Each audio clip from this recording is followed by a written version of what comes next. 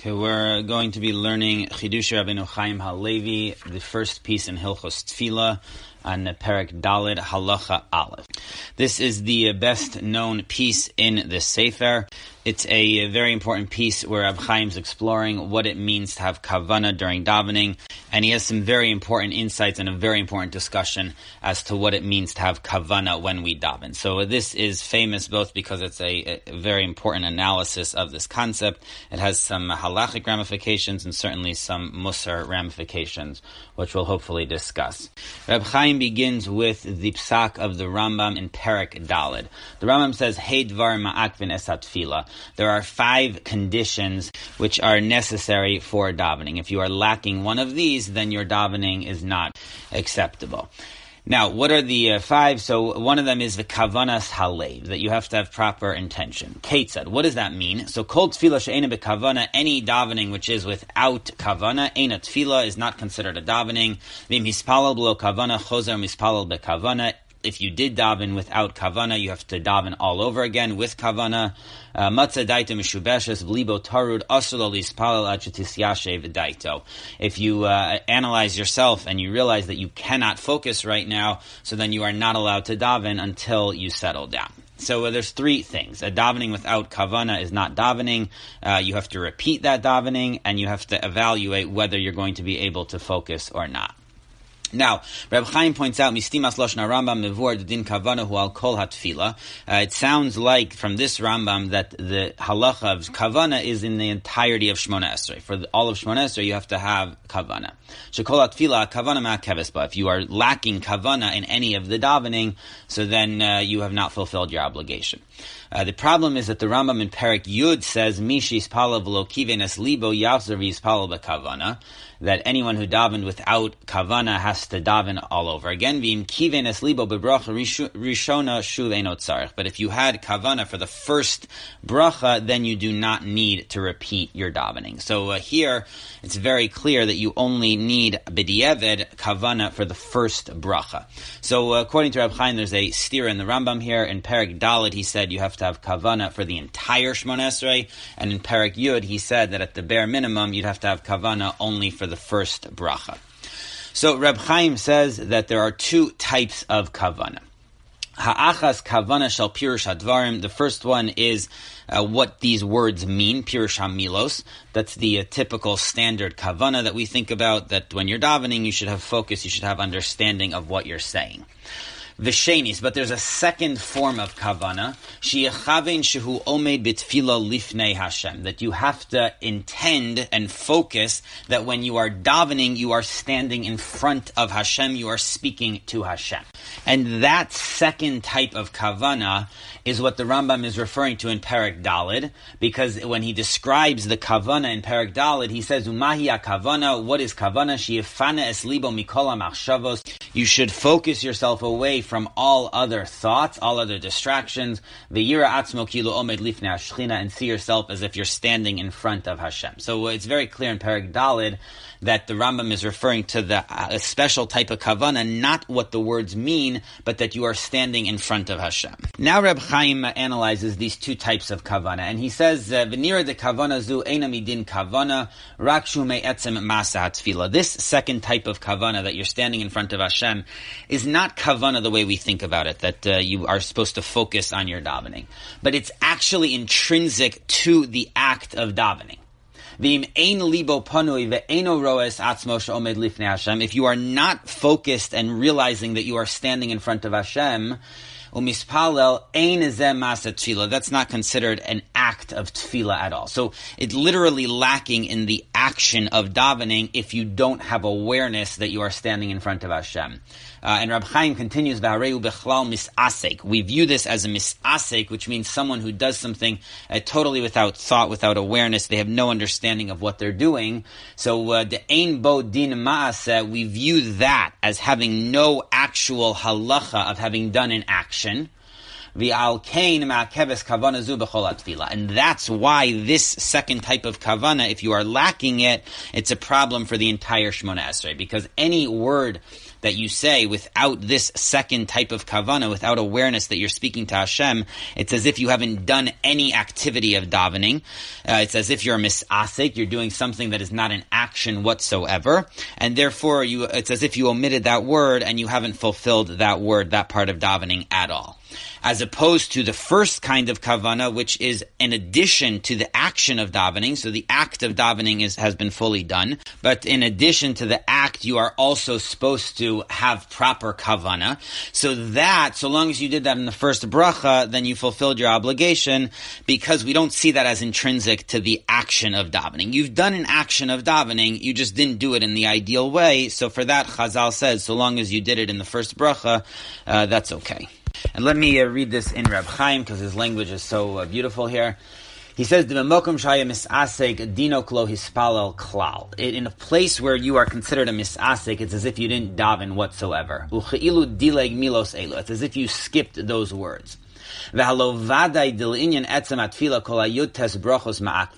when it comes to the action of davening, the essence of davening, all 19 brachos of Shmona Esrei are required. So that's why in any case where you say any part of Shmona Esrei without awareness that you are speaking to HaKadosh Baruch Hu, we don't consider that part of your Shmona Esrei whatsoever. It's as if you were just mumbling words or just talking into the air, but you had no awareness of the action you were engaged in. And therefore, if at any point you are so distracted that you don't realize you're speaking to Hashem, then you haven't been Yotzei your Shmona Esrei. On the other hand, when we come back to the first type of kavanah, where you know you're speaking to Hashem, you just don't know what the words mean. So Reb Chaim says, if you know what you're doing, you know that you're standing in prayer. But you don't know what the meaning of the words is. That's a special additional halacha that your davening is supposed to have intention. Hosafas din Kavanah, that's a special din of Kavanah. In that situation, we say that so long as you had Kavanah for the first bracha, it's sufficient. So this explains why in Perek Daled, the Rambam said that Kavanah is required for all of Shmona Esrei, whereas later on in Perek Yud, he said that it's only for the first bracha, because in Perek Daled, he's referring to the type of Kavanah that you're standing in front of Hashem. That's required for all of Shmona Esrei, whereas in Perek Yud, he's talking about the meaning of the words, which is only for the first bracha. Now Reb Chaim says that there's actually a third type of kavanah, and that is what's known as mitzvos tzrichos kavanah, that when you do a mitzvah, it has to be with the intention to do the mitzvah. So even within the concept of kavanah, when it comes to davening, Reb Chaim says that there's a further distinction. There's the kavanah of the meaning of the words, which is more localized. It's on each specific phrase to know what it means. But then there's a broader kavanah, which is that you are doing a mitzvah right now. That's on the entirety of the Shmona Esrei. So says Reb Chaim that type of kavanah also is ma'akev for all of Shmona Esrei. So at the end of the day, the reason why the Rambam holds in Perek Daled that if you don't have kavanah, you're not yotzei the Shmona Esrei, even if any part of it was without kavanah, is for two reasons. There's the aspect that you don't know you're standing in front of Hashem, which makes this action misasek. It's not a real action. And second of all, you don't have mitzvos tzrichos kavanah. So in both of those situations, any lack of kavanah during any part of Shmona Esrei would be ma'akev.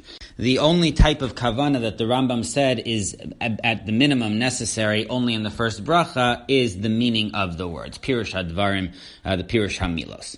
Now, Reb Chaim then continues and he uses this distinction to analyze another aspect of the Rambam's psak over here. And that is that in Perek Daled, as we noted, the Rambam lists three different things. All right, he says that you need to have kavanah, otherwise it's not considered a davening at all. Second of all, he says that if you daven without kavanah, you need to repeat it. And third of all, he says that you need to evaluate, and if you see that you cannot focus, then you're not allowed to daven. That's in Perek Daled. In Perek Yud, though, the Rambam only says one of those phrases. He only says that if you daven without kavanah, then you need to repeat it. But he doesn't mention the aspect of evaluating whether you could daven and that any davening without kavanah is not a davening. So why is there a difference between these two formulations? So based on this distinction, Reb Chaim explains the following, that in Perek Daled, where the Rambam's talking about the kavanah that you're standing in front of Hashem and the kavanah that you're doing a mitzvah. So both of those are intrinsic to the actual act of davening. And that's where the Rambam says that if you daven without kavanah, it's as if you did not daven, and therefore you have to evaluate whether you're able to daven or not. But in Perek Yud, where the Rambam is talking about the meaning of the words, so there the act of davening you've done fully, you just did it in a suboptimal way because you didn't have kavanah for the words. That's where the Rambam says that you only need to repeat it if you didn't have kavanah even in the first bracha. But if you had kavanah in the first bracha, then you don't need to repeat it. And there's no condition that you need to evaluate whether you're going to be able to have kavanah or not. So Reb Moshe Soloveitchik, a grandson of Reb Chaim from Switzerland, he has a piece about this piece in Reb Chaim. It appears in his book V'Ha'ish Moshe, and I am using the Or Olam edition of Reb Chaim, which has a lot of information in the back, and they quote this piece also. Here's a good description of what Reb Chaim means. He points out that Tosfos is very clear with regard to this halacha, that you have to have intention for the meaning of the first bracha, and therefore you need to be able to evaluate beforehand that you're going to have focus on the first bracha. So if you evaluate that you're able to have focus on the first bracha, even though you know that you won't be able to focus on the rest of Shmona Esrei, you are still allowed to daven, because that's sufficient. And if you evaluate that you're not going to be able to focus on the first bracha, then you should not daven. That's how Tosfos understands it. The Rambam, though, does not mention that if you evaluate that you can have kavanah for the first bracha, then you could daven.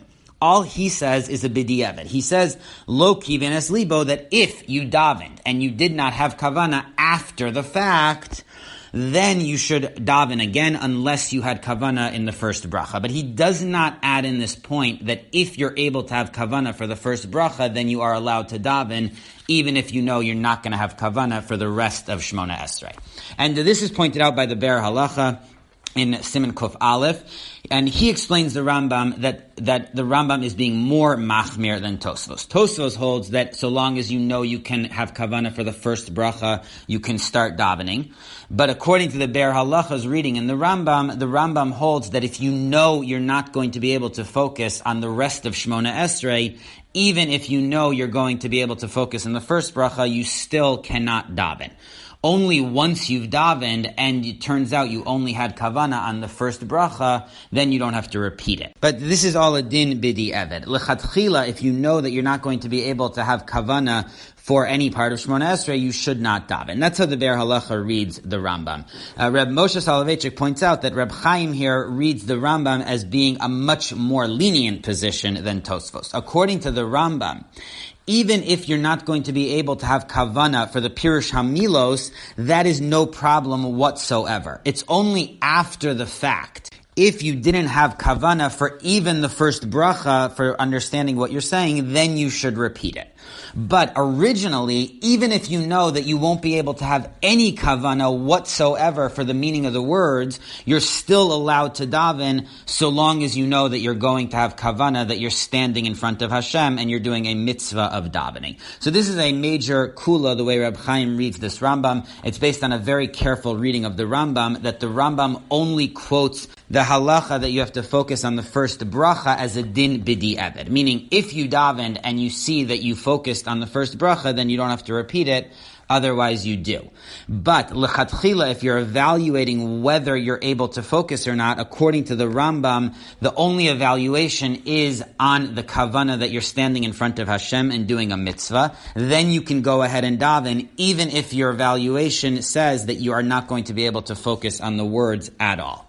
Now, the obvious problem, Rav Shachar points this out, but the obvious problem is that how can you go ahead and daven when you know you won't focus on the words and you're just going to have to repeat it? That seems to be a bracha levatala. But That's a separate question. Reb Chaim's analysis indicates that the notion of evaluating how much kavanah you can have depends on these two forms of kavanah. That the kavanah that you're standing in front of Hashem and doing a mitzvah, that is absolutely necessary. Again, because that is intrinsic to the actual act of the davening. Without that, you haven't done the act of davening. And therefore, if your evaluation says that you are not going to be able to do that kavanah, then you cannot start davening at all. That's why the Rambam mentions that in Perek Daled, when he's dealing with that more global type of kavanah. But in Perek Yud, the Rambam does not mention that criteria that you have to evaluate, because there he's dealing with the more limited type of kavanah for the meaning of words, and even if you know you won't be able to have that, you are able to daven. Now, Reb Chaim adds one last point over here, which is, he says this makes sense on its own, but we could even explain this a little bit better. And this is how he explains it. According to the Rambam, davening is a chiyuv d'oraisa.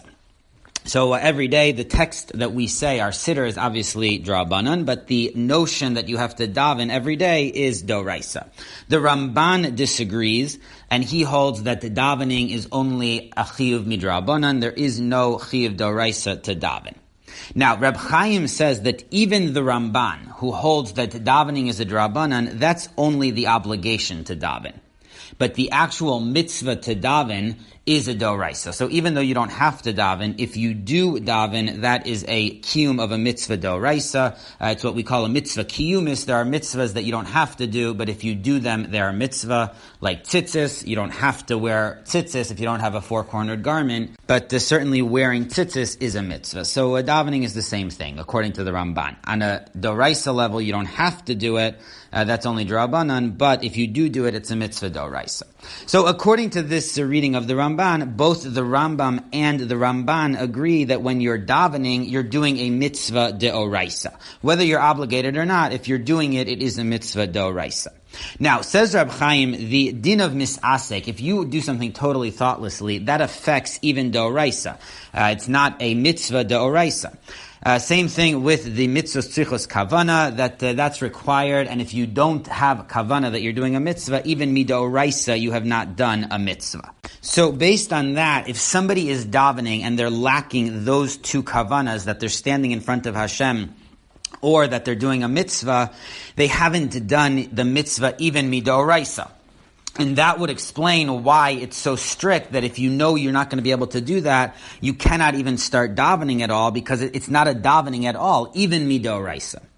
As opposed to the meaning of the words, which is certainly drabanan. The words are only drabanan, and therefore the meaning, the kavanah of what those words mean is only midrabanan. But if you are lacking that type of kavanah, you have still done a mitzvah deoraisa. So in that case, even if you are not able to have kavanah, you could still daven, because at least you're doing the mitzvah deoraisa. So this would explain why you're able to daven, even if you know that you won't be able to have any kavanah for the meaning of the words, because at least you're doing the mitzvah deoraisa. But the Chazal did say that if you see that you're able to now focus on the words, then you should repeat Shmona Esrei with focus on the words, unless you focused on the first bracha. Hello, Discover here to explain our cash back match. Here's how it works. We give you cash back for using your Discover card on the things you were going to buy anyway. Then we match that cash back in your first year. And that's why we call it Cashback Match. Now to recap and say cashback one more time. We match all the cashback you've earned at the end of your first year automatically. Discover. Exceptionally common sense. Learn more at discover.com/match. Limitations apply.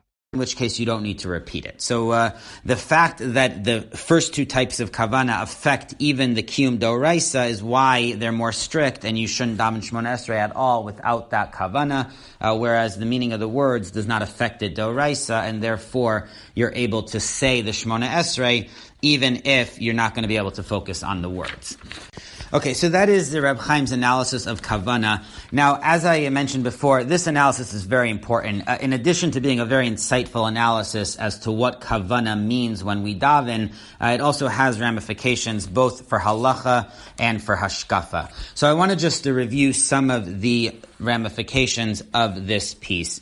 Let's begin with the halacha. According to Reb Chaim, there's a major chumrah over here, which is if somebody spaces out so much in davening that they're not aware they're davening, then according to Reb Chaim, they have not fulfilled the mitzvah of davening. So this is a big chumrah. We unfortunately very often do lose focus during Shmona Esrei, and according to Reb Chaim, we may not be Yotzei Shmona Esrei.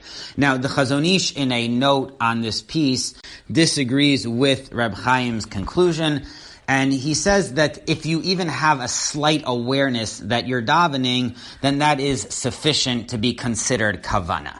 And he brings a proof to this. He says that the Gemara talks about people are always distracted in davening, and Tosos quotes Yerushalmi that we have to be grateful to our heads because we very often are reminded that we're in the middle of davening when we bow. So you see that the Gemara, the Yerushalmi, they're all acknowledging that people very often do lose focus during Shmona Esrei, but that doesn't mean that they haven't been Yotzei. So there's a low level of some awareness that you're davening if you're standing there and you have a sitter or you're in shul. So there's some awareness that you're davening, and that's enough to be Yotzei. And Rav Shach also in the Avi Ezri agrees with this. Rav Ovadia Yosef in Yabia Omer, Chelek Gimel Siman Ches, also quotes this analysis. So major poskim disagree with Reb Chaim's conclusion over here and are more makel when it comes to Kavanah, that even if you get distracted, you're still Yotzei. Now, what about Reb Chaim's stira in the Rambam? How do you answer these two places in the Rambam, where in one place the Rambam indicates you need Kavanah for all of davening? So the Chazon Ish, Rav Shach, they suggest that this might not be the biggest problem, because it could be that the Rambam's just explaining himself in Perek Yud. He's explaining what he meant in Perek Daled. So there is no real stira. It just in Perek Daled he said the broad din that you need Kavanah, and he explained that in Perek Yud that it really at the bare minimum has to be in the first bracha. Otherwise you have to repeat Shmona Esrei. Now, on the other hand, in the Sefer Emek Bracha from Reb Aryeh Pomeranchik, one of the main Talmidim of the Brisker Rav, Reb Chaim's son, Reb Velvel, so he analyzes this psak from Reb Chaim, and he points out a few halachic nafkaminas from this. I'm just going to mention one, which I think is a very important psak. The Chayyim discusses a case. Let's say you're in the middle of Shmona Esrei and you have a question. You have some halachic question, you forgot something, you're not sure how to continue. So he says that you can look in a book in the middle of Shmona Esrei in order to resolve the question. And then he says, are you able to ask someone, meaning to speak? And he says he thinks that you should probably be able to even do that. And the reason is because this is not considered a hefsek in your davening, because you're doing it l'tzorech Tefilah. The reason why you're looking in a book, the reason why you're talking is for the sake of the davening, and therefore it's not considered a hefsek. The Emek Bracha says that according to Reb Chaim's analysis, he thinks that this is wrong, that you cannot stop in the middle of your Shmona Esrei and start learning a book or talking to someone, certainly, because according to Reb Chaim, the essence of Shmona Esrei is that you are standing in front of Hashem. And by reading a book or speaking to someone, you're breaking that standing in front of Hashem. So it would be usher to do that while you're in the middle of Shmona Esrei. So that's his practical psak based on this idea of Reb Chaim. Another issue about this is quoted in the back of the Or Olam from Reb Moshe Aaron Stern, who was the mashgiach in Kamenetz Yeshiva. He tells the following story. He says that he learned this Reb Chaim, and at that point there used to be a minyan in the Brisker Rav in Reb Chaim's son's house. And so he asked him the following intriguing question. He said, according to Reb Chaim, let's say you're in a minyan, and there's exactly 10 people, and one of them totally spaces out in the middle of their Shmona Esrei. So it's as if that person is not even davening. So shouldn't the whole minyan be disrupted by this person being considered to not be davening? Or let's say you have, 13, 14 people, but a few of them are spacing out. It should ruin the whole minyan. So he quotes an interesting answer. The Brisker Rav told him that in Keser Rosh, which is Reb Chaim Volozhiner's sayings, so he says, Tefilah blo Kavanah, that davening without Kavanah, im eina kekorban tamid sheyesh la nefesh, it's not like a korban of an animal which has a soul, but b'cholzos nechshaves kekorban mincha she'ein la nefesh. But it is considered like a korban mincha, a flower offering, which has no soul. So the Brisker Rav said that according to Reb Chaim Volozhiner, if you daven without kavanah, even though it has no soul, but it is still something. So the Brisker Rav is in some way qualifying what his father said, that if you daven without any intention, it's as if you didn't daven whatsoever, and he's saying that there is a lower level where you davened without kavanah, and that you did not fulfill your obligation of davening, but it's still something. And interestingly enough, the Stipler in Kihilos Yaakov in Brachos Siman Chav Zayin, so he actually quotes the same idea from the Mabit, that the Mabit said that there's davening with kavanah and there's davening without kavanah, which is not real davening. It's just reading the words, but it's still something. And the Stipler wonders where exactly he got this from. Now, Reb Moshe Aaron Stern continues that the Brisker Rav told him that Reb Chaim Volozhiner says there that amen without kavanah, if you say it without any kavanah, then it's absolutely nothing. There is no notion that amen without kavanah is something the way davening is. So Rav Moshe Aaron Stern wonders that based on that, if you say amen without kavanah in the middle of davening, it might even be a hefsek. And he says he asked a number of people, and they told him this is a tremendous chiddush, but they weren't really able to disprove what he was saying. Okay, so that's some of the discussion around this chiddush of Reb Chaim, that there's another type of kavanah, which is that you're standing in front of Hashem, and some of the halachic discussion around that. Now, Reb Chaim touches on three other issues in this piece. The first concerns misasek.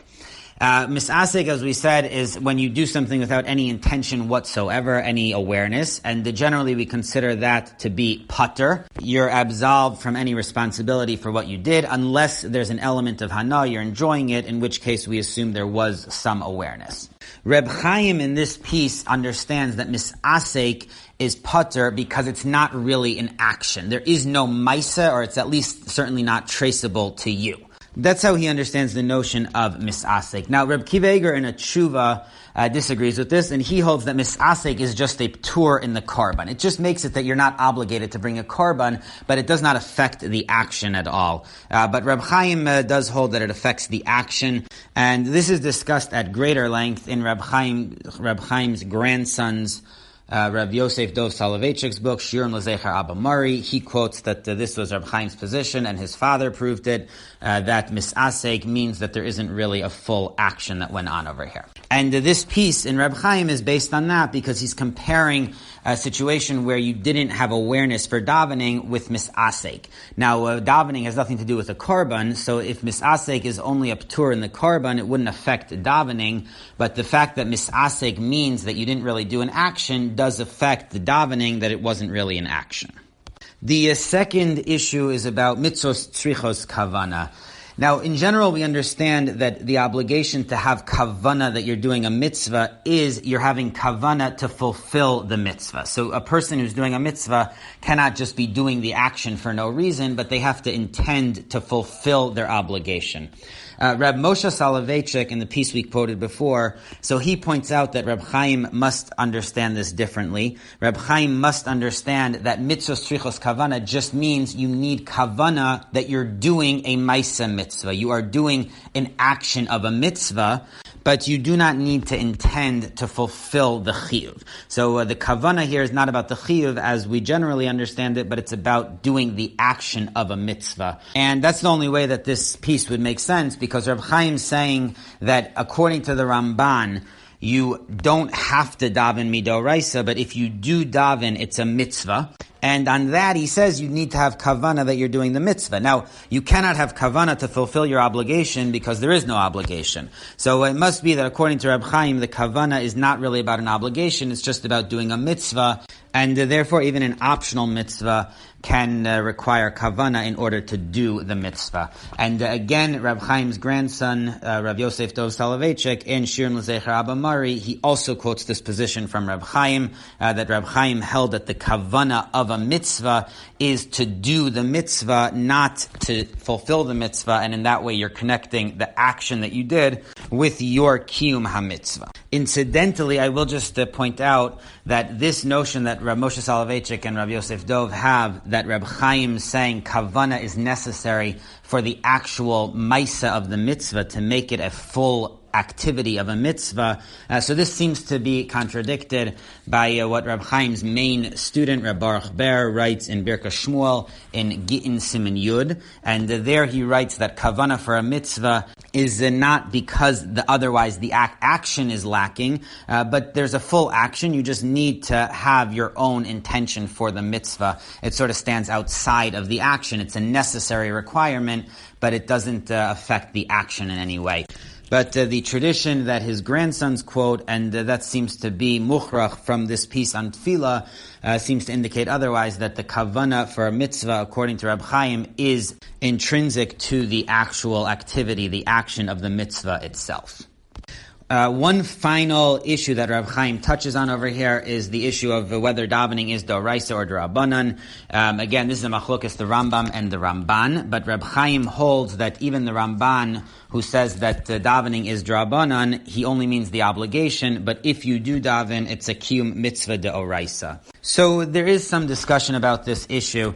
There's a tradition quoted from Reb Chaim himself. The Emek Bracha quotes this. In the Or Olam, they quote this from Reb Yonah Karpelov, reported it. And Reb Lazer Silver, who also studied by Reb Chaim, is quoted by his student, Rabbi Shlomo Warman, in Sheiris Yosef, Chelek Daled, Siman Vav. They all report this tradition. That Reb Chaim was asked, how can we do Birchas Kohanim nowadays? Because the blessing of the Kohanim has to do with the avoda in the Beis HaMikdash. So how are we able to do Birchas Kohanim when we have no Beis HaMikdash and there is no avoda? So Reb Chaim answered that because davening is d'oraisa, and even according to the Ramban, it's a d'oraisa, so there is that element of avoda. Davening is kneged tmidim, tiknum, it's the equivalent of the karbanos. So therefore davening is a type of avoda, and it's d'oraisa, so that's how we're able to do duchening nowadays, even in the absence of the Beis HaMikdash. So that would be a proof to Reb Chaim's idea that even according to the Ramban, davening has to be d'oraisa, otherwise how do you do Birchas Kohanim? Now, based on this, it would seem that the Mishnah Berurah in the Ber Halacha disagrees with this, because in one of the first Ber Halachas in Siman Kuf Chav Ches, which deals with Birchas Kohanim, so there the Ber Halacha says that how do we do duchening nowadays, even though davening is only d'Rabbanan. So he says that it's because the Chazal made a special takana that we can do Birchas Kohanim even though davening is d'Rabbanan. So the Ber Halacha seems to directly disagree with Reb Chaim's reading of this, and he says that even though davening is fully d'Rabbanan, even when you're davening, not just the obligation, the whole thing, still Chazal made a special takana that you're able to do Birchas Kohanim. Rav Ovadia Yosef also questions Reb Chaim's position on this in Yabia Omer Gimel Ches, and he brings a proof from the Ramban himself, because the Ramban asks if davening is only d'Rabbanan, as he holds. So the Gemara reads U'la'avda b'chol levavchem, that you have to serve Hashem with your heart. So the Gemara says Ezu hi avoda shebalev. What is service which is in the heart? That's a reference to Tefilah. So the Ramban asks, well, how could you say that it's a reference to davening when davening is not d'oraisa? So the Ramban answers, no, that's just an asmachta. Chazal just found a hint in the Torah to what they did, but it's certainly only d'Rabbanan. Says Rav Ovadia Yosef, according to Reb Chaim, this should not be a big problem, because the Torah is saying you don't have to daven, but if you daven, that is avoda shebalev. So b'chol levavchem could reference something that you are optionally doing, which is a mitzvah. So, says Rav Ovadia Yosef, the fact that the Ramban thinks this is a problem seems to indicate that according to the Ramban, davening is fully and absolutely d'Rabbanan, even when you are doing it, even optionally, it's all d'Rabbanan. So that concludes our analysis of Reb Chaim and some of the major themes in this piece. There are essentially four major themes. One is this special type of kavanah that you're standing in front of Hashem. Otherwise, says Reb Chaim, you are just mumbling words. You're doing nothing if you have no awareness that you're speaking to Hashem. As we saw, the Chazon Ish and Rav Shach and Rav Ovadia Yosef, all of them are not sure, and all of them are a bit more lenient in that case. We discussed the issue of misasek. Reb Kiva Eger holds it just a ptur from a karban, but Reb Chaim holds that it actually affects the action itself. We discussed mitzvos tzrichos kavanah, that generally we assume the kavanah is to fulfill your chiyuv of this mitzvah, but Reb Chaim understands that kavanah is necessary in order to make this an action of a mitzvah. So the kavanah is that you're doing a maisa mitzvah. And finally, there's this issue of, according to the Ramban, that Tefilah is drabanan. If you choose to daven, have you done a mitzvah d'oraisa or not? Reb Chaim believes that you are, and that's why we're able to do duchening nowadays during davening. But others, the Mishnah Berurah and Rav Ovadia Yosef, question that and hold that davening is fully drabanan. Now, I just want to end with some musar about this piece, because this is a rare piece in this sefer, which affects not just halacha, but hashkafa also, and how we think about kavanah in davening. Nowadays, a lot of people, fortunately, work very hard on their kavanah in davening. We have interlinear sidurim, we have all sorts of English aids to help people focus, and all of that is wonderful and important. Reb Chaim, though, believes that the main kavanah that we should be working on is the awareness of what we're doing. To focus on the words, but to lose sight of the fact that we are speaking to Hashem is to miss the forest for the trees. There's even a sort of humorous anecdote in the brisk tradition. I doubt this is authoritative or a good reflection of Reb Chaim, but the story goes that Reb Chaim used to zoom through his Shemona Esrei. He would just say it so quickly, and the reason was because he never wanted to get distracted for even a second from the fact that he was standing in front of Hashem, even though that affected his focus on the meaning of the word. So according to that, Reb Chaim was willing to sacrifice the meaning of the words on some level in order to properly focus that he was standing in front of Hashem. Now, again, I think, I'm sure Reb Chaim had great kavanah in his davening all around, and certainly we're not trying to minimize here the importance of understanding what we're saying and focusing on what we're saying. But Reb Chaim reminds us that literally the essence of davening is the notion that we are speaking to HaKadosh Baruch Hu. And if we do everything right and we say all the words correctly and we know what they mean, but we don't understand that this is a conversation, that this is addressed to someone, then it's as if we would be walking down the street muttering to ourselves. Davening has to be the same way we speak to someone in general. We speak now to HaKadosh Baruch Hu. We are addressing Him. He is listening to us. And according to Reb Chaim, that stands at the very, very essence of davening, and it cannot be sacrificed in any way.